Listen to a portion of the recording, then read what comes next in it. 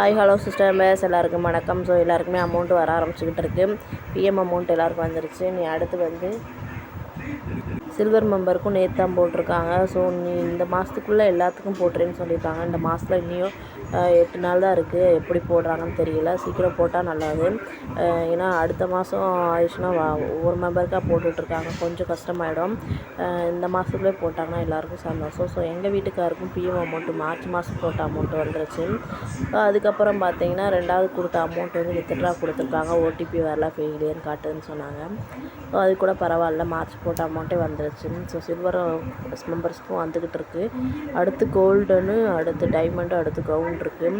லாஸ்ட்டாக தான் crown member. எனக்கு தெரிஞ்சு 3 பேர்த்துக்குமே ஒட்டுக்கா போட்டாங்கன்னா ரொம்ப நல்லது. ஏன்னா தனித்தனியாக பிரித்து போடுறாங்க, இல்லைன்னு சொல்லலை. இந்த மாதத்துக்குள்ளே போட்டுற எல்லாத்துக்கும் போட்டுருக்காங்க. அது ஒரு நல்ல விஷயந்தான். அது எல்லாத்துக்குமே போடுறாங்களா என்ன அப்படின்றதான் தெரியலை. ஸோ நேற்று வாட்ஸ்அப் குரூப்பில் வந்து எல்லாருக்குமே வந்து அனுப்பியிருந்தாங்க. சில்வர் மெம்பருக்கு வந்து வாங்கினவங்க மெசேஜ்லாம் போட்டிருந்தாங்க. ஸோ அதனால தான் எனக்கே தெரியும், நான் சொல்லியிருக்கேன்.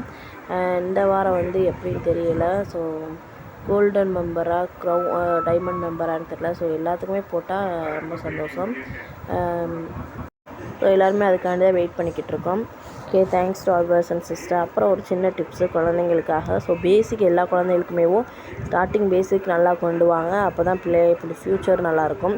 ஸோ என்ன அப்படி சொல்கிறேன்னு பார்த்தீங்கன்னா, ஸ்டடீஸை பொறுத்த மட்டும் பிள்ளைகளுக்கு வந்து பேசிக்லேருந்து 1 to 5th வரைக்கும் நல்லா கொண்டு வந்துட்டிங்கன்னா அப்புறம் 6th அவங்களே பார்த்துக்குருவாங்க அவங்கள. அதாவது என்ன படிக்கிறோம், ஏன் படிக்கிறோன்ற கான்செப்டை புரிஞ்சு படிக்க சொல்லுங்கள்.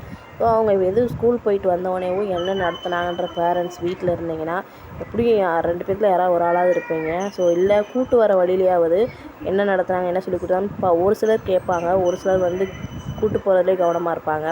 நல்லது தான். ஆனால் இருந்தாலும் குழந்தைங்கிட்ட வந்து எதாவது பேச்சு கொடுத்து என்ன நடத்துனாங்க, அது எப்படி பண்ணாங்க அப்படின்றத அவங்க வாயாலே சொல்ல வைங்க.